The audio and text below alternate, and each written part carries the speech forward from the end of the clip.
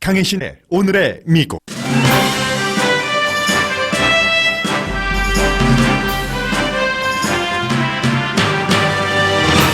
대통령의 일관성 없음 때문에 대공황이 일어날 수 있다고 라스베가스 선이 사설에서 경고했습니다. 대통령의 변호사 루돌프 줄리아니가 러시아와의 내통은 범죄가 아니라는 말을 하기 시작했습니다. 러시아와 내통이 없었다는 입장에서 상당히 달라졌습니다. 워러게이트를 취재했던 칼 번스타인이 트럼프 타워에서의 트럼프 가족과 러시아 내 미팅에 관한 최근 CNN 보도가 워싱턴 포스트의 워러게이트 보도와 맞먹을 수 있다고 지적했습니다. 대통령과 뉴욕타임스 발행인이 진실 공방을 하고 있습니다. 대통령이 일요일 아침 골프장에서 뉴욕타임스 발행인과 가짜뉴스에 대해 부분적으로 공감했다는 내용의 트윗을 했습니다. 뉴욕타임스 발행인은 2시간 뒤에 내용이 오도됐다는 5장 분량의 성명을 발표했습니다. 미국 대통령의 비서실장이 점점 맥을 못 쳐 이젠 이름만 남았다고 폴리티코가 전했습니다. 폴리티코는 대통령은 팍스의 션 해니티 등을 예정에 없이 초대해 자문받거나 팍스 뉴스를 보다가 긴급회의를 소집하기도 한다고 보도했습니다. 반면 그럼에도 불구하고 트럼프 대통령은 푸틴의 꼭두각시가 아니고 무역전쟁 등에 대해 코스를 바꿀 시간이 있다는 지적도 있습니다. 트럼프 대통령은 민주당이 멕시코 국경에 장벽을 세우는 예산안을 통과시키지 않으면 연방정부를 기꺼이 닫겠다는 트윗을 했습니다. CBS 텔레비전 이사회가 CBS CEO의 성희롱 관련 보도에 대해 조사합니다. 루스 베이더 긴스버그 연방 대법관이 적어도 5년은 더 대법관을 할 것이라고 말했습니다. 지금 85세입니다. 여러분 안녕하십니까? 오늘의 미국 강혜신입니다. 네, 지금 케이블 텔레비전에 팍스가 됐건 CNN이 됐건 오늘 대통령의 그 개인 변호사 루돌프 줄리아니가 대통령이 설령 러시아와 내통을 했다 하더라도 그것은 범죄가 아니다라고 얘기한 것을 되풀이해서 방송을 하고 있는데요. 저는 그 내용을 다음 섹션으로 옮기고 미국의 대통령 백악관과 언론과의 관계를 좀 볼 수 있는 그런 그 내용부터 전해드리겠습니다. 하나의 사건 그리고 그 사건을 통해서 본 현재 과거 대통령들과 이제 언론사 그 사주들과의 관계를 좀 전해드리겠습니다. 뉴욕타임스 발행인과 도널드 트럼프 대통령이 거짓 뉴스, 페이크 뉴스에 대해서 지금 내가 옳다, 당신이 옳다 하는 그 공방을 하고 있는데 어제 그 트럼프 대통령이 주말이었기 때문에 이제 당연히 그 대통령 그 자신의 그 골프장에 갔습니다.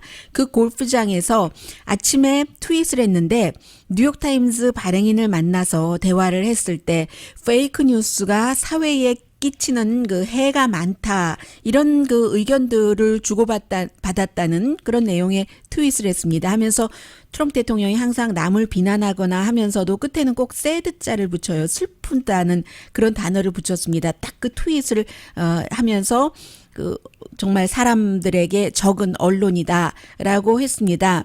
그러자 뉴욕타임스의 발행인이 5페이지짜리 성명을 냈는데요. 2시간 뒤였습니다. 2시간 동안 5시간, 5페이지짜리를 썼으니까 꽤 빨리 한 편이고, 이러한 것들이 미국의 그야말로 세계에서 가장 잘 알려진 뉴욕타임스의 발행인이 이처럼 빨리 반응했다는 것 자체도 이제는 새로운 뉴스이기도 하고 아닐 수도 있는데, 트럼프 대통령이 얘기한 그 뉘앙스와는 우리의 미팅에서 했었던 얘기가 다르다라고 설명을 했습니다. 누구의 말을 믿을지는 듣는 사람, 읽는 사람의 차이에 있을 테고, 그래서 뉴욕타임스 발행인이 얘기하기를 이 사람은 아버지 때부터 할아버지 때부터 전부 이제 이런 일에 익숙한 사람이에요. 지금 38살에 비교적 굉장히 젊은 발행인인 편이죠.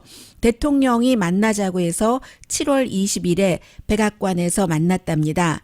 그때 본인의 얘기로는 대통령이 이제 이 미팅에 대해서는 오프 더 레코드로 하자고 해서 지금까지 아무에게도 아무 말도 하지 않았는데 대통령이 저렇게 트윗을 했으니까 나도 그 부분에 대해선 진실을 말하겠다 하면서 대통령에게 대통령이 자꾸만 페이크 뉴스라고 하니까 이게 너무나 그 사회를 분열시킬 뿐만이 아니라 위험합니다. 또 그 페이크 뉴스라는 것도 사실이 아닙니다라고 본인이 그 얘기를 했다고 했습니다. 선동적인 그 대통령의 이 같은 그 언어 표현 같은 것이 저널리스트를 굉장히 그 폭력의 피해자가 되도록 몰고 가고 있다라고 얘기를 하면서 이제 본인이 대통령에게 했다는 거예요. 지금 그 뉴욕타임스도 무장한 사람들을 세울 수밖에 없다. 왜냐하면 페이크 뉴스 하니까 그 저널리스트들을 공격하려고 사람들이 온다는 얘기예요. 하면서 정말로 그 대통령은 그렇게 얘기를 했더니 대통령이 바로 또 이제 두 번째 트윗을 했습니다. 이 나라가 반 트럼프 그룹에 팔리는 걸 허용하지 않을 것이다. 언론이 미쳐버렸다. 트럼프 깎아내리기에 트럼프 대통령을 지지하는 언론들이 계속 하고 있는 말을 트럼프 대통령도 그대로 합니다. 누가 먼저라고 할 수 없어요. 언론이 미쳐버렸다라고 얘기를 하고 있습니다. 망해가는 뉴욕타임스와 아마존 워싱턴 포스트는 아마존의 CEO가 워싱턴 포스트의 CEO이기도 하니까요. 내가 긍정적으로 성취한 것에도 불구하고 나쁜 것만을 쓴다. 그들은 변하지 않을 것이다. 이제 이렇게 대통령이 썼어요. 그리고 나서 제가 좀 전에 말씀드린 이제 이런 내용들을 뉴욕타임스의 발행인 그 미스터 슐츠버그가 썼고, 미스터 슐츠버그는 대통령과의 그날 미팅에서 대통령에게 본인이 간청했다고도 했습니다. 저널리즘을 대통령께서 이렇게 공격하는 것에 대해서 다시 생각을 해 주십시오. 너무나 위험한 일입니다. 라고 얘기를 했다는 거예요.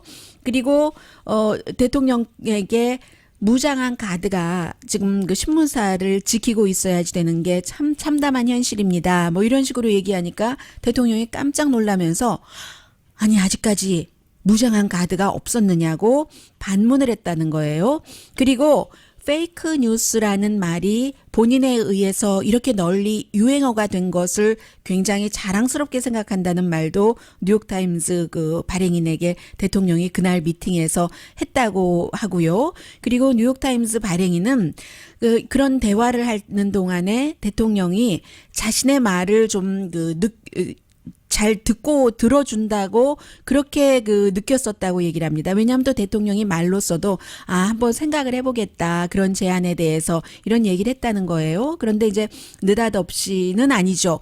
요즘에 이제 대통령의 전 개인 변호사였던 마이크 코엔이라는 변호사가 대통령에 관해서 불리하다고도 할 수 있는 여러 가지 내용을 계속 언론에 전하고 있기 때문에 신경이 날카로워져서 어제 그 골프장에서 이 뉴욕타임스 발행인과 한 얘기만 한 게 아니라 이 다시 특별검사도 마구 비난을 하고 마녀 사냥이라고 하고 이런 모든 것들이 결국은 어떠한 특별검사의 조사 결과가 나오더라도 언론은 페이크 뉴스니까 믿지 말아라 하는 계속 이제 방어망을 치는 대통령의 전술인 거죠.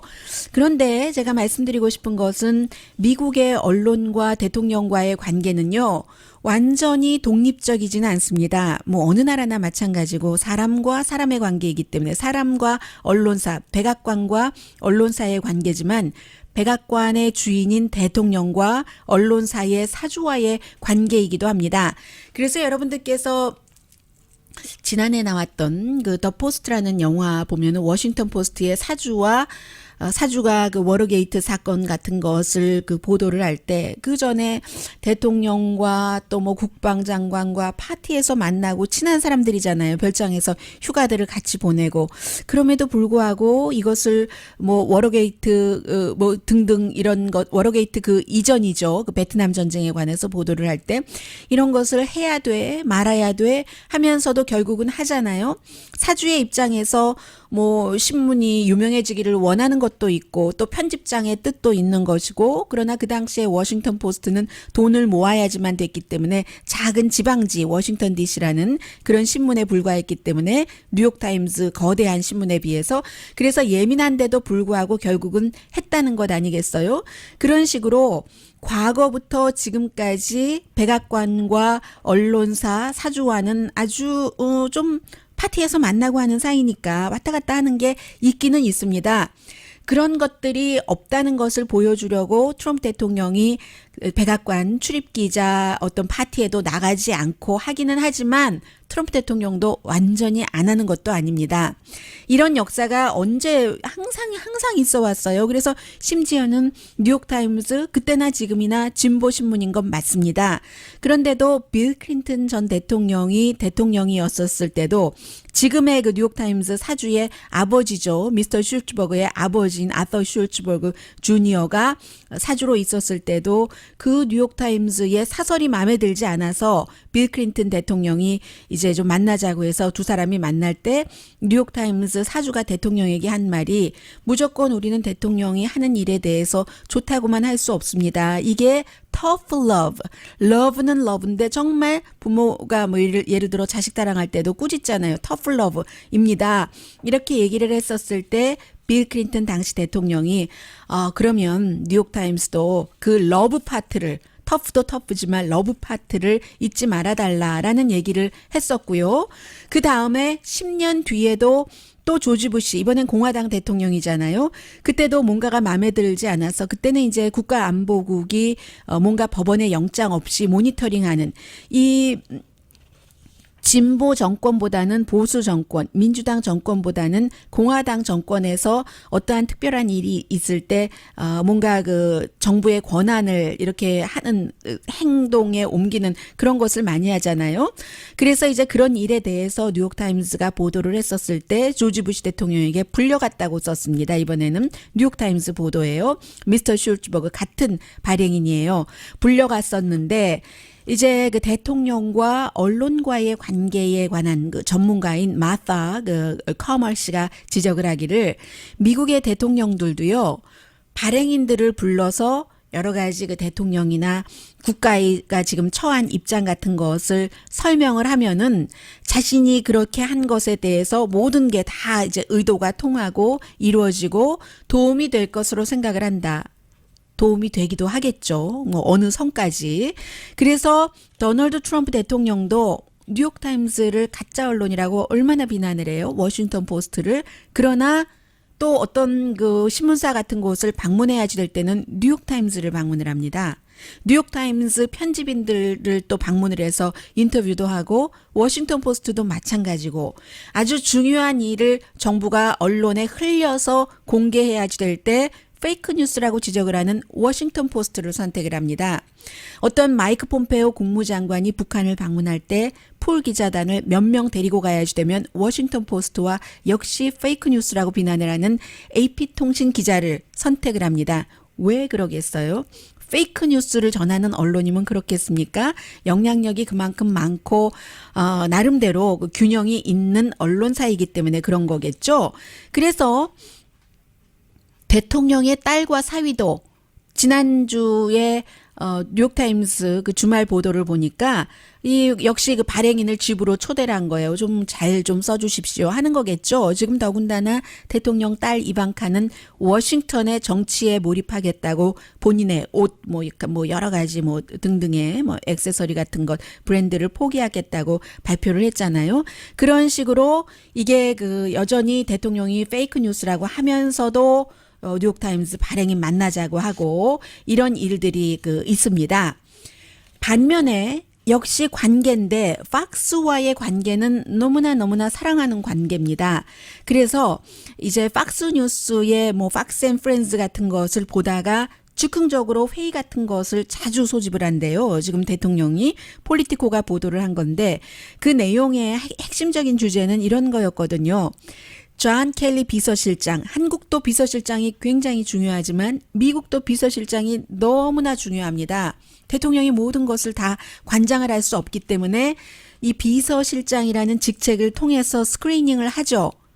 존 켈리 비서실장이 1년 전에 대통령 그 궁으로 그러니까 백악관으로 들어갈 때 대통령에 대한 접근법을 차단하겠다. 이것을 아주 중요한 목표로 했고 딸과 사위도 나를 통해서 대통령을 만나라 했습니다. 결국은 실패했다는 겁니다. 6주일 동안 지켜졌다는 거예요. 그리고는 지금은 트럼프 대통령이 자신의 스타일로 완전히 존 켈리 비서실장을 박스 안에 집어넣는데 이제 언제 백악관을 나오느냐, 나올 때 어떻게 하고 나오느냐, 무슨 말을 하느냐 안 하느냐에 지금 존 켈리 비서실장을 사람들이 지켜보고 있습니다. 그동안 역할이 있기는 했지만 아직 이제는 굉장히 작은 역할로 백악관의 비서실장이 제한됐습니다. 그래서 대통령이 이제 팍스 뉴스를 보다가 트윗을 한다던가 전혀 이 비서실장이 권한이 없어요. 그리고 이제 또 더군다나 스타일이 너무 달라서 존 켈리 비서실장은 텔레비전도 잘 안 보고 대통령의 트위터조차도 팔로우 안 한답니다. 이제는. 그래서 이제 별로 할 일이 없는 그런 이제 비서실장이 돼버렸는데 대통령이 갑자기 이 팍스의 션 해니티 같은 사람이랑 전화해서 약속하고 어디 시간 좀 껴넣어서 이제 만나고 하는 일들을 전혀 지금 그 비서실장의 관할 안에 들어가 있지 않는데 이런 것들을 폴리티코는 이렇게 지적을 합니다. 제럴드 포드 그 전 대통령이 원래 그런 걸로 유명했잖아요. 뭐 예를 들어 개인 사진사와 의논을 하고 나서 중요한 정책을 결정을 한다던가 그런 것을 이제 트럼프 대통령이 션 해니티라던가 아니면 사업하는 그 친구에게 전화해서 어떻게 생각해? 주말이면 뭐 플로리다가 됐던 뉴저지가 됐던 골프장에 가서 사람들 만나서 이렇게 저렇게 얘기 듣고 백악관에서 이제 또다시 지시하고 한다는 그런 얘기를 하면서 제럴드 포드 전 대통령과 그의 비서실장이었던 알렉산더 헤이그는 그 육군 장군 출신이었었잖아요. 그런 것으로 이렇게 지적을 하고 있습니다. 그리고 이제 나중에 이 알렉산더 헤이그가 국방장관도 했지만 로널드 레이건 시절에 그 전에는 이제 제럴드 포드 비서뿐만이 아니라 비서실장뿐만이 아니라 리처드 닉슨 때도 비서실장을 했죠. 이 사람도 처음에는 백악관을 잘 정리를 했는데 처음에 백악관에 딱 들어갔으니까 기록도 없고 아무것도 도대체 뭘 의논했는지도 남겨지지 않고 이래선 안 되지 하고 좀 잡아보다가 나중에는 그게 흐지부지 됐다는 겁니다. 폴리티코가 얘기를 하기를 지미 카터 전 대통령처럼 한 번만 대통령 하고 싶지 않다면 비서실장의 역할은 분명히 있어야지 되는데 지금 미국에는 비서실장의 역할이 대통령 비서실장 역할이 전무하다. 하고 폴리티코가 보도했습니다.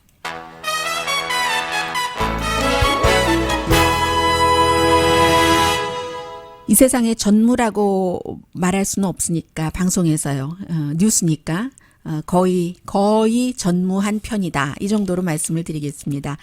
네, 잠시 뒤에는 오늘 아침 그 크리스천 사이언스 모니터를 보니까 지금 미국에서 일어나고 있는 여러 일들을 세계에서는 어떻게 보는가 그런 점을 조금 정리해 놓은 게 있거든요. 그 내용을 좀 전해드리겠습니다. 제가 앞서 그 뉴욕타임스 발행인과 트럼프 대통령이 그 페이크 뉴스라는 이런 그 부분에 대해서 얘기한 것을 전해드리면서 트럼프 대통령이 언론이 지금 미쳤다, 진보 언론이 이렇게 표현을 했다. 이 부분에서 제가 한 가지 잠깐 생각나는 게 있었는데 그러면 미국 언론만 그 트럼프 대통령이 좀 지나치다라고 하는 것이냐?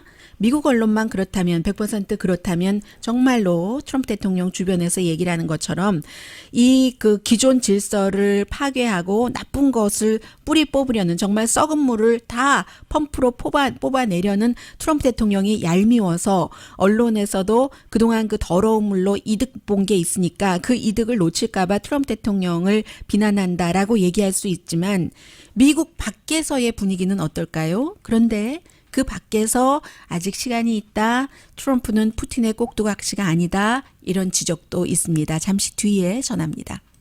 라디오 서울 방송 오늘의 미국 듣고 계십니다. 네, 미국이 안정돼야 세계가 안정되는데 미국의 그 안정 가장 그 핵심에 들어가 있는 것은 뭐 이제 올해 안에 뭔가가 어느 정도 나오겠죠. 좀 정리가 돼야지 하나씩 털어버리고 갈 수 있을 것 같은데 특별검사에 러시아와 지금 트럼프 대통령 캠페인과 무슨 관련이 있었는가, 공모 내지는 내통이 있었는가 없었는가에 관한 그 부분이 좀 정리가 돼야지 될 겁니다. 아니면 트럼프 대통령이 다른 일 하다가도 모든 것이 이제 여기에 연결돼서 되기 때문에 그러는데요. 오늘 아침에는 루돌프 줄리아니 전 뉴욕 시장이 지금 대통령의 개인 변호사인데 팍스와 CNN에 출연을 해서 똑같은 얘기를 했는데 굉장히 눈에 띄었습니다. 이거 골대를 바꾸는 거 아니야? 골대.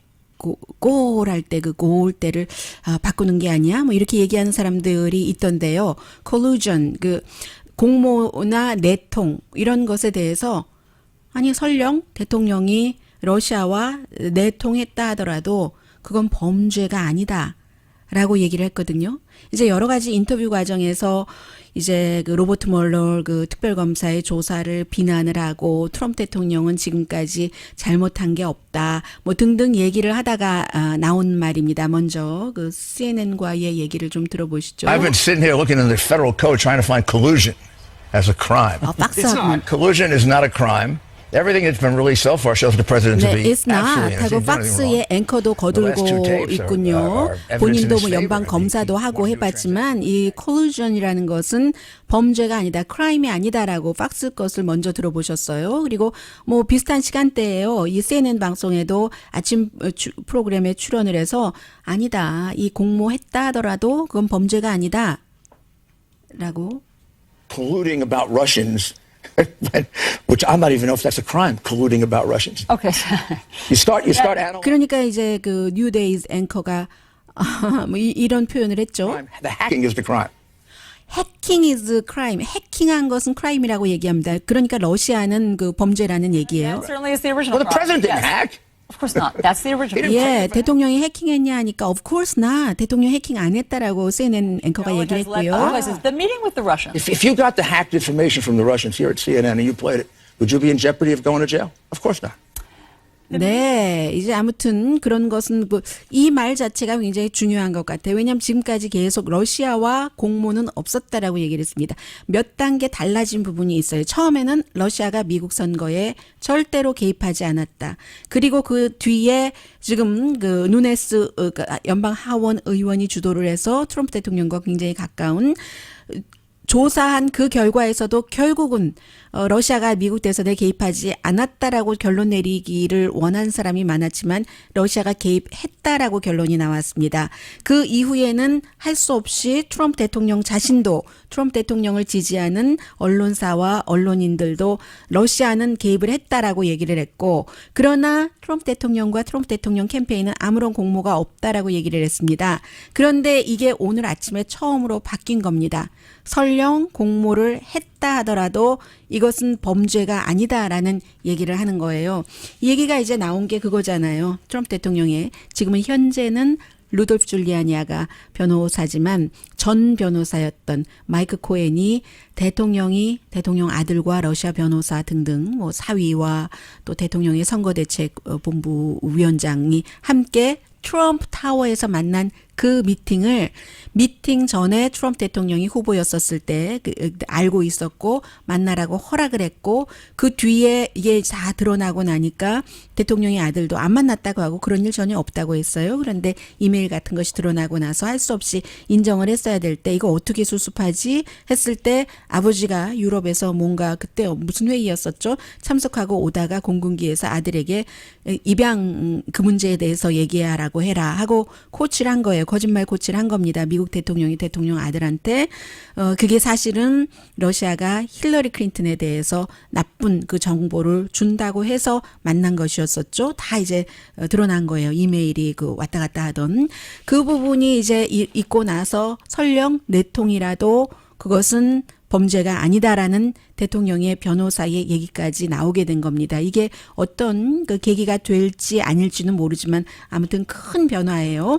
그래서 칼 번스타인이 리처드 닉슨을 사임시킨 그 기사를 많이 보도를 했었던 워터게이트 one of the 그 취재 기자잖아요. 그 당시에 워싱턴 포스트에 있었고, 물론 요즘은 그 CNN에서 자주 나와서 커멘트를 합니다. 칼 번스타인이 어제 그 CNN에서 얘기하는 거 들어보니까 트럼프 대통령 시대의 CNN이 워터게이트 시대의 워싱턴 포스트가 돼가고 있다. 왜냐하면 마이크 코엔이라는 개인 변호사가 이게 트럼프 대통령이 이런 사실을 알고 있었어 하는 것, 뭐 그런 등등의 얘기를 지금 뭐 CNN에 주고 CNN이 먼저 보도를 하기 때문이죠.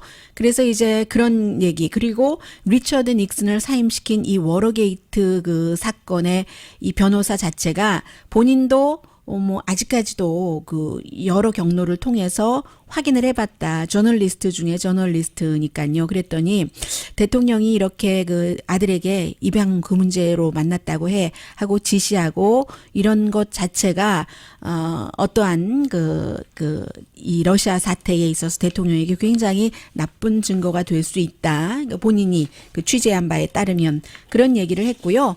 그러나 이런저런 얘기에 이제 먼저 이제 푸틴과 관련된 얘기부터 하죠. 그래서 트럼프 대통령이 푸틴에게 꼼짝 못하는가?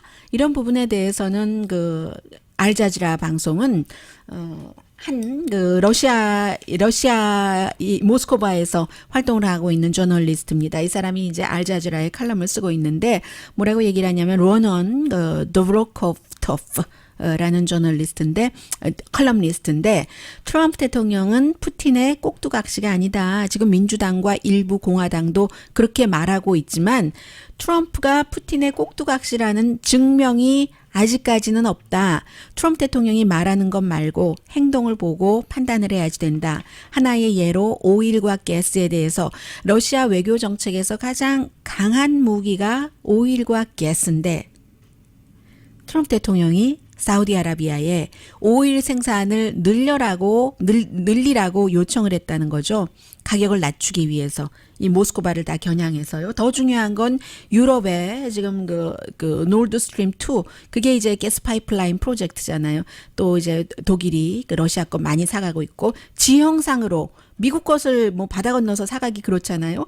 그런 것을 이제 그 프로젝트를 취소해라라고 얘기하는 것은 러시아가 북유럽에 오일 공급하는 것을 막으려고 한다. 러시아 그 돈 벌어서 경제적으로 강하게 되는 것을. 그러니까 푸틴의 꼭두각시가 아니다라고 얘기를 하는 뭐 그런 칼럼도 있었어요. 그러나 이제 또 다른 그 사우디아라비아에서 발행된 사우디아라비아도 트럼프 대통령 친한 편인데요. 아랍뉴스가 사설에서 트럼프 대통령 이후 또 특히 푸틴과의 미팅 이후에 세계 질서가 흔들리고 있다. 이런 그 지적을 하면서 트럼프 대통령은 이미 약속한 조약보다도 오랜 그 동맹국과의 여러 가지보다도 개인적으로 독재자에게 굉장히 끌린다. 지금 또 방금 전에 들어갔는데 이탈리아의 총리 굉장히 그 인기 영합주의자죠. 또 정치 경험 전혀 없고 학력 같은 것도 위조했다는 것으로 뭐 문제가 있었고 했었던 학력 위조라기보다도 어디서 공부했다 하는데 그것 자체도 거짓말로 했다는 뭐 법대 교수이긴 하지만 그런 그 개인적으로 독재자나 그런 논란의 한가운데 있는 사람에게 미국의 대통령이 굉장히 끌려하고 민주주의를 믿는 그런 그 세계와는 잘 맞지 않는다. 진보적인 세계 질서, 자유무역, 다국적인 동맹, 합의 이런 것을 트럼프 대통령이 생리적으로 싫어하고 맞지 않기 때문에 시트벨트를 묶어라. 길이 앞으로 트럼프 대통령의 임기 동안에 굉장히 험할 것이다. 이런 사설도 있었고요. 또 홍콩에서 발행되는 사우스 차이나 모닝 포스트의 칼럼니스트 캐리 항 씨는 무역전쟁은 좋지도 않고 이기기도 쉽지 않다. 트럼프 대통령은 무역전쟁은 좋은 것이고 쉽게 이길 수 있다라고 얘기를 했는데 지금 일단 그 미국과 중국 사이에 첫발 어떤 그 대포 쏘는 것과 같은 것은 쏘아졌고 트럼프 대통령은 모든 미국의 주요 동맹국 상대국에 총을 쐈는데 역사가 보여주는 증거는 아주 뭐 간단한 얘기를 하고 있어요. 고전적인 얘기를. 그런 싸움에서는 누구도 이기지 못한다. 모두 다 지고 그 다음 단계가 경제적인 사태 같은 것으로 가고 정치 사회적으로도 비상사태에 들어가고 나서 마지막에는 결국은 전쟁으로 가는 길이다. 뭐 이런 얘기를 하고 있습니다. 지금 이 내용은 제가 선택한 것이 아니고요. 크리스찬 사이언스 모니터가 지금 미국과 세계와의 관계를 세계 다른 나라의 사설을 통해서 보여준 겁니다. 잠시 뒤에는 미국의 사설을 좀 전해드리겠습니다. 라스베가스 선. 네, 사설 전하고요. 또 이러다가 연방정부 문 닫지 않을 것 같아요.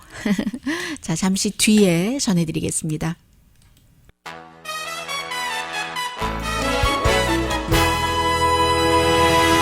라디오 서울 방송 오늘의 미국 듣고 계십니다. 네, 멕시코에 벽 짓는 것, 이 예산안 통과시켜 주지 않으면 민주당이 정부의 문을 닫을 수도 있다. 이렇게 위협을 했는데요. 미국의 이제 로스앤젤레스 같은 경우는 7월 1일에 새 회계가 시작을 하고 연방 정부는 10월 1일이죠. 그래서 대통령이 트윗에서 한 얘기예요. 전부 트윗으로 지금 정치를 하고 있으니까요. 결국은 미국은 훌륭한 사람들이 필요하다. merit-based 이민자가 필요하다. 공부도 많이 하고 돈도 많이 갖고 있고 또 뭐 웬만하면 유럽에서 오고, 그러니까 백인이라는 얘기예요. 그런 얘기를 하는데 유럽에서 돈 많고 공부도 많이 하고 그런 사람들이 미국에 왜 옵니까? 거기 살겠죠. 그동안 미국의 이민은 좀 미국 사람들이 하기 힘든 그런 것들을 이제 이민자들이 와서 대부분의 그 노동 이런 것에 대해서 와서 채워줬고 또 그 사람들의 자녀들은 미국에서 태어나서 공부도 하고 하면서 영어도 익숙하고 문화적으로도 동화되고 새로운 미국인이 되고 했는데 이제 그것은 뭐 필요 없다는 그런 얘기입니다.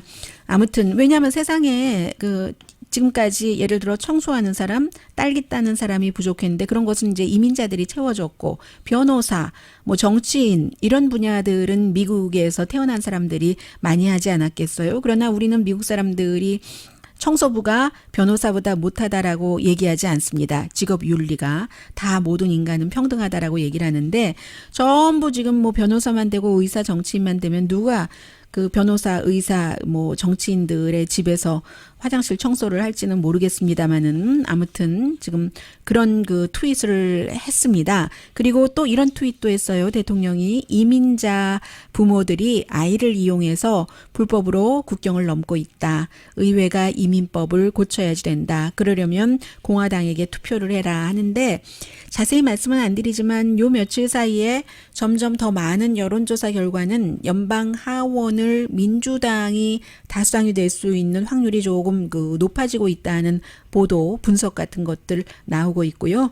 지난주에 결국은 뭐 711명의 어린이들이 이래저래 엄마, 아빠와 확실하게 만나지 못했습니다. 연방 법원의 명령에도 불구하고.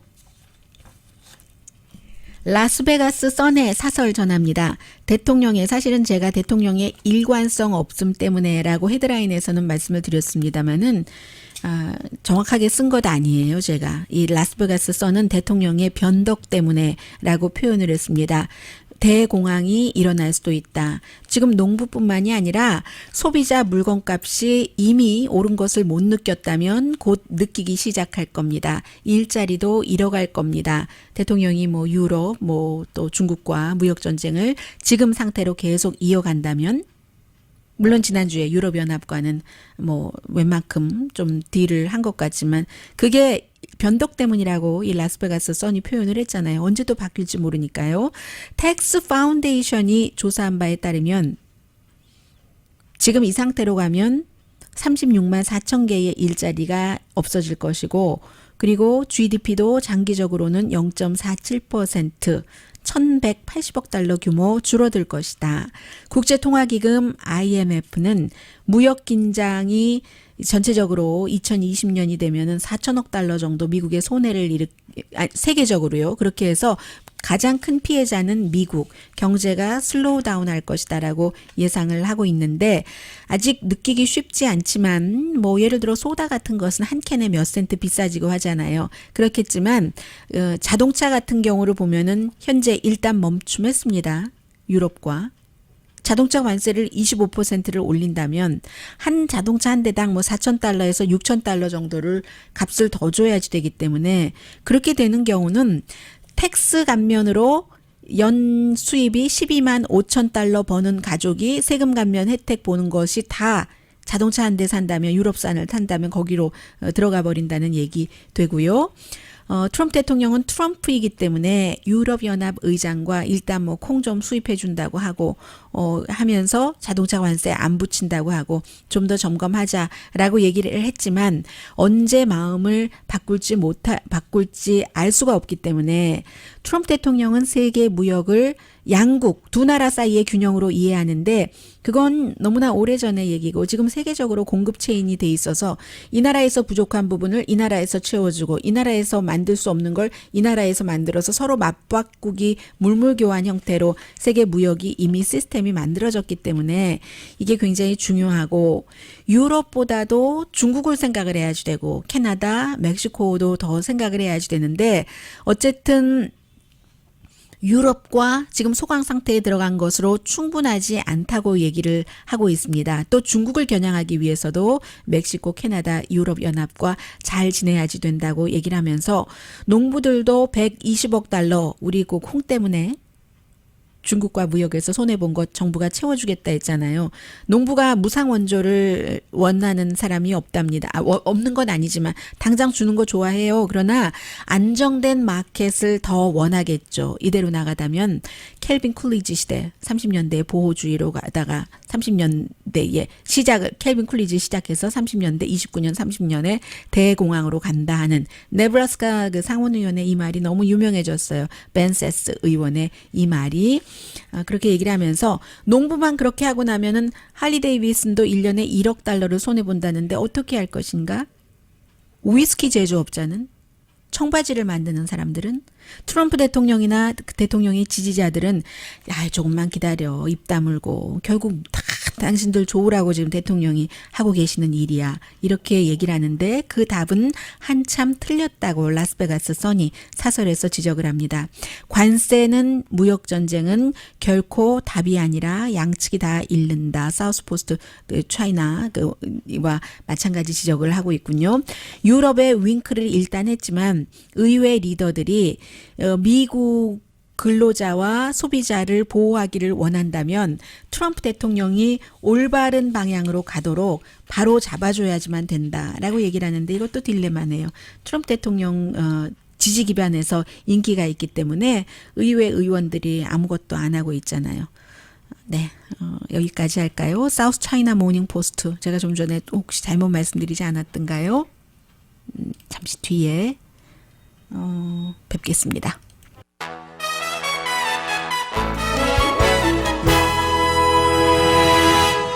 라디오 서울 방송 오늘의 미국 듣고 계십니다. CBS 그 이사회가 CBS의 그 CEO인 레스문 베스 성희롱 사건에 대해서 지금 조사한다고 했는데 지난 주말에 있었던 일입니다. 잡지 뉴요커가요. 그 미아 페로의 아들 그 로나 페로가 하비 와인스틴부터 포함해서 뭐 여러 이 미투 무브먼트를 일으킨 그 기사를 쓴 사람이잖아요.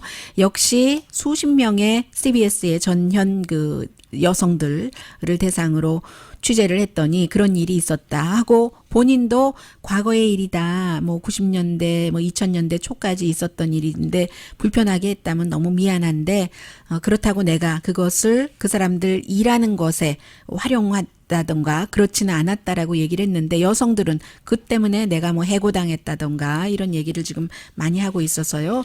여전히 미투 무브먼트 되고 있고 그리고 오늘 북한이나 한국 관련 뉴스를 전해드리지 않았는데 특별한 그 진전이나 변화는 없지만 미국에서도 지금 한국에서 북한 그 식당의 여직원들 얘기 그 조사한다는 것 그리고 이제 또 뭐가 있습니까? 또 뭐 빅뱅의 그 승리가 북미 정상회담에 관한 그런 그 뮤직비디오 만든 것도 뭐 CNN에서 크게 그 보도들을 했고요.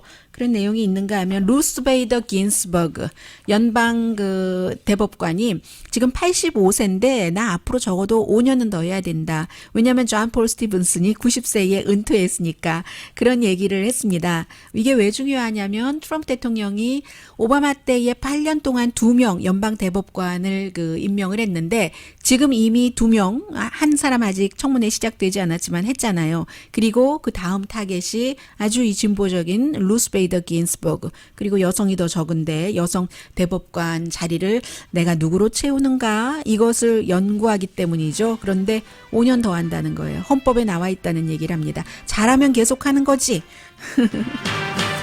이 루스 베이더 긴스버그 그 남편이 먼저 돌아가셨는데 그런 얘기를 했대요. 미국은 독수리가 아니라 볼드 이글이 아니라 시계추다. 아주 공정하다. 이쪽 방향으로 가는가 하면 다시 이쪽으로 온다. 강혜진이었습니다.